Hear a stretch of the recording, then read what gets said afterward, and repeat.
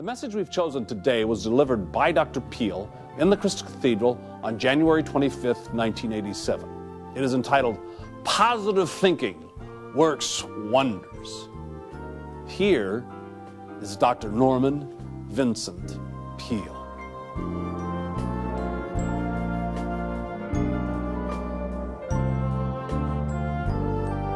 Well, 31 years ago, this man at my side asked me if I'd start a church here in Garden Grove, and he was so generous, he gave me $500. No, really, this is our friend, Norman Vincent Peale. And we love you.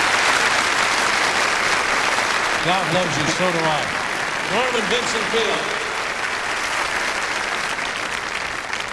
This is perhaps the grandest church in the United States. It's very unique.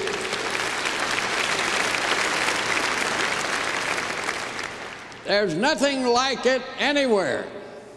But he turns it into a family, old-fashioned country church atmosphere.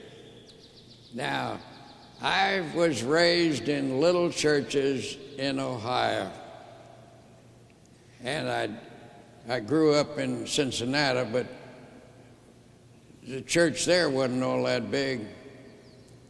And I get the same feel here this morning in this exotic and sophisticated area as I used to get back in Lynchburg and Bellefontaine and Greenville and Findlay and Cincinnati. I think he is absolutely wonderful.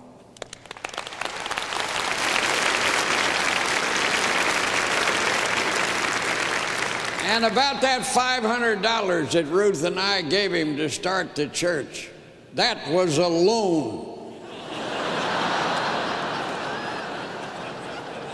With interest. Now, since he asked me what I was going to talk on and I couldn't think of it, I now think of it. Positive thinking works wonders. And it does too. That is for sure. Inevitably. Indubitably. Now, I don't know exactly what that last word means, but I somehow like the sound of it. Whatever your life is this morning, unsatisfactory, unhappy, defeated perhaps, I want to tell you, it doesn't need to remain that way. You're in a place where presides the one who can change everything for you by changing you. He can make you think differently, no longer negatively defeated, bitter, but positive, hopeful, optimistic, victorious. Now, some time ago, I was in Hong Kong and was in the Kowloon section of Hong Kong. My wife knew a dressmaker over there where she said she could get some dresses cheaper than back in New York. I had to remind her of what we had to pay to get to Hong Kong. But a dressmaker establishment was no place for me. So while she was there, I took a walk amidst the crooked little streets of Kowloon, teeming with millions of people. And I suddenly saw before me what was described as a tattoo parlor. And in the window, they had demonstrations of what you could get tattooed on your chest or on your arm or wherever. And of course, they had beautiful girls, mermaids, or the flag of your country. But there was another one that drew my attention. Born to lose. And I was astounded that anybody in his right mind would go into a tattoo parlor and have engraved in his chest, born to lose. So I went into the tattoo shop and I pointed to it and I said, "That one." And the man said, "Take off your coat." I said, "No, I don't want it done on myself. But do you mean to tell me that anybody would actually come in here and have that tattooed in his flesh? Born to lose." He said, "Yes, a few." But I asked, why would they do it? He said, before tattoo on chest, tattoo on mind. That is to say, there's some people, God help them, who believe that they were born to lose. Now, I am a Bible-believing, evangelical, old-fashioned preacher of the eternal gospel of salvation. And I have read the Bible through and through many times, and nowhere do I find it stated that you're born to lose. Man is said to be a sinner. That is true.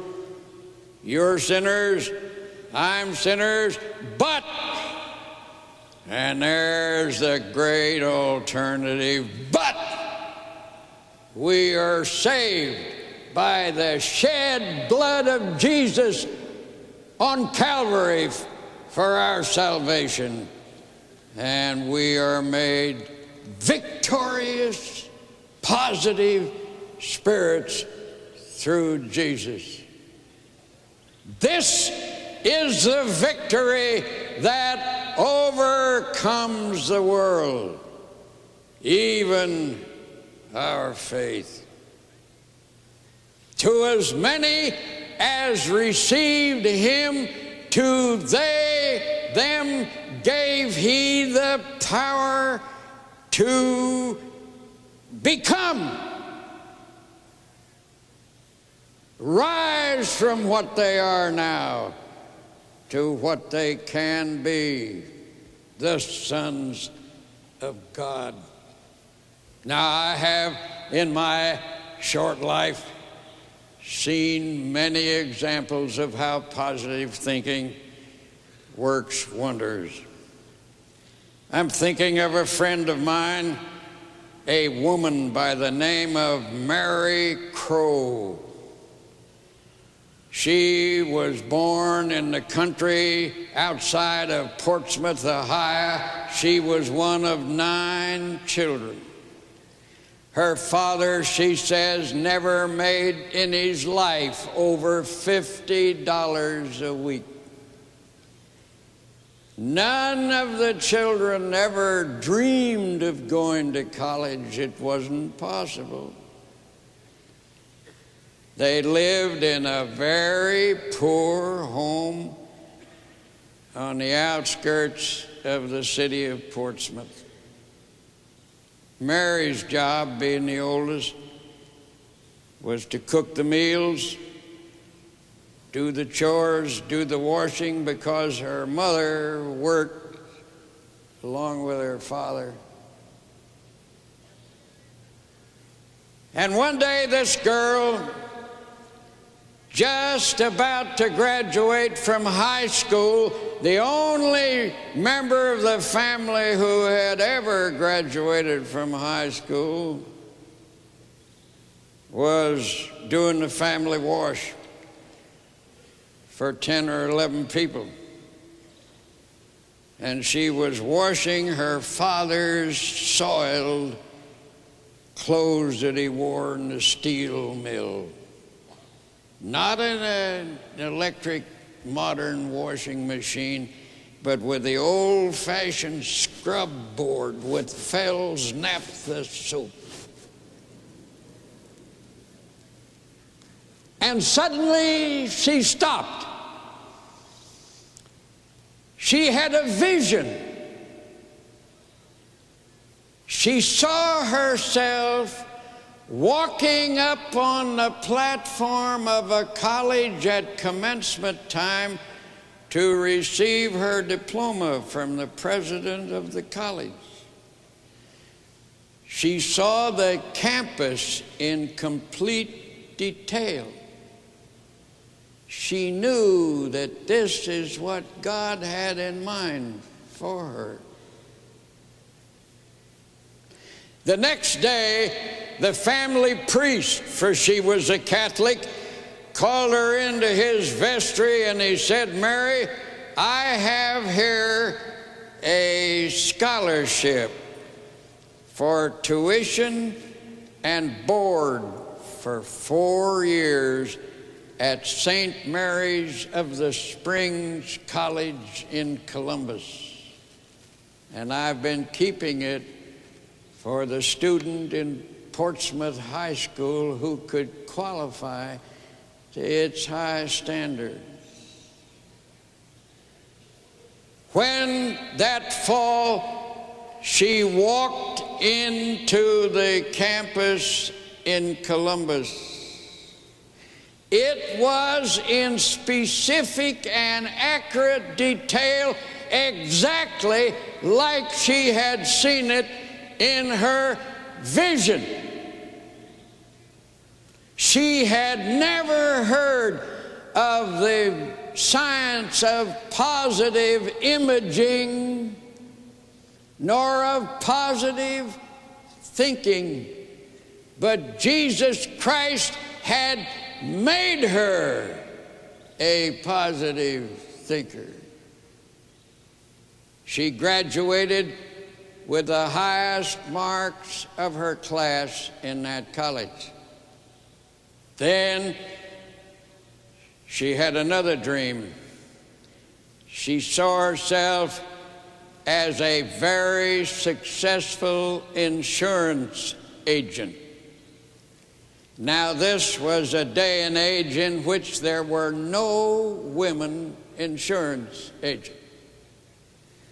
So she went down to the Equitable Life Agency in Columbus and told the secretary she wanted to see the manager, and the secretary said, "Why do you want to see the manager?" And she said, "I want to become an insurance agent." The secretary gulped and went in and saw the manager and came back and said, the manager said, "We are not hiring any women." Never had a woman, don't expect ever to have one. Tell her no. She left. She came back the next day with the same request. Day after day she came. That used to be called in America persistence, perseverance. It's now called hang in there. One day the manager came in, saw her sitting there and said, "What are you doing here?" She said, "I'm waiting for a job as an insurance agent." He said, "I told you we'd never hire a woman." and you don't know anything about insurance anywhere, and you don't know anybody in Columbus who could buy a policy, goodbye. Then she went down to a bank. Her roommate in college was the banker's daughter. She'd heard that the banker had many policies with this company, and she asked him to speak to the manager. The next time she went into the office, the manager received her. He said, "How'd you know Mr. Jones, the banker?" She said, "Well, I have connections." He gave her a job with a rate book, and he said, "Go on out and starve to death." 25 years later, the same manager presided over a testimonial dinner to Mary Crow as the biggest producer that the Central Ohio Agency had ever had. And one day in New York, I went with her up to the office of the Equitable Life Assurance Society, and the top executives nationally gave her a luncheon as the greatest agent the company had ever had. Don't tell me that positive thinking doesn't work wonders. So what do you want to be? Ask yourself that question. Don't dodge it. What do you want to be? Then dedicate it to Jesus Christ along with your whole life. And don't doubt it. Believe. And then form a picture in your mind of that goal. Hold it tenaciously in the conscious mind until by process of intellectual osmosis it sinks into the unconscious, and when it gets into the unconscious, you have it because it will have all of you. I would go so far as to say that if you are a complete, dedicated follower of Jesus Christ, you can do anything you really want to do with your life. And don't go out of here today bowing and scraping before circumstances and difficulties. Go out of here walking tall, reaching for the sky with the crown of your head, unafraid. And if you have any doubts about it, go back and look in the mirror. Now, some of you, that will be a far more pleasant experience than others. Look at yourself and say, "Look here, son. Look at here, girl. Who are you anyway?" And the answer will come back, "You are a child of God, created in His own image. Not born to lose, born to win." This is the victory that overcomes the world. That's a good one to say every time you're faced with a difficulty. Just draw yourself up and say that this is the victory that overcomes the world, even my faith. Now, this is not bravado. This is scientific Christianity that can be demonstrated and that works. I personally wouldn't go for anything unless it works. And I know this works. Now, I had a hard time coming to that. As a boy, as I say, I had a lot of inferior feelings, and I had to battle it through. When I was in the 5th grade in Cincinnati, I had a teacher by the name of George Reeves. He was an enormous man, well over 6 feet, and he was a teacher of the 5th grade. And he was a whimsical kind of a character. Every once in a while, he would, for no reason or other that we could figure out, he would shout out, "Silence!" And when he demanded silence, he got silent. He had a hand like a ham, I can well remember. I can still feel the print of it. Then he would go to the blackboard, and in a sweeping gesture, he would write the word C-A-N''T.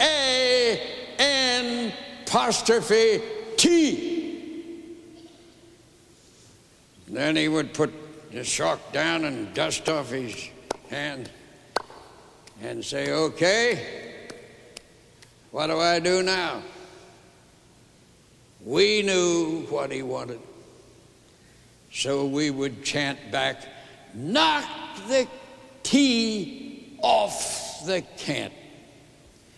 He would pick up the eraser, and with a sweeping gesture, he would rub out the apostrophe and the T, so that the word C-A-N, can, stood out clear and distinct. Then he would say, "Young ladies and young gentlemen," I never knew him to call us boys and girls, "let that be a lifetime lesson to you. You can if you think you can." And then he was long before the law that seems to tell us that there can be no mention of the Bible or God or Jesus Christ in the public school, one of the most stupid things that ever happened in this country.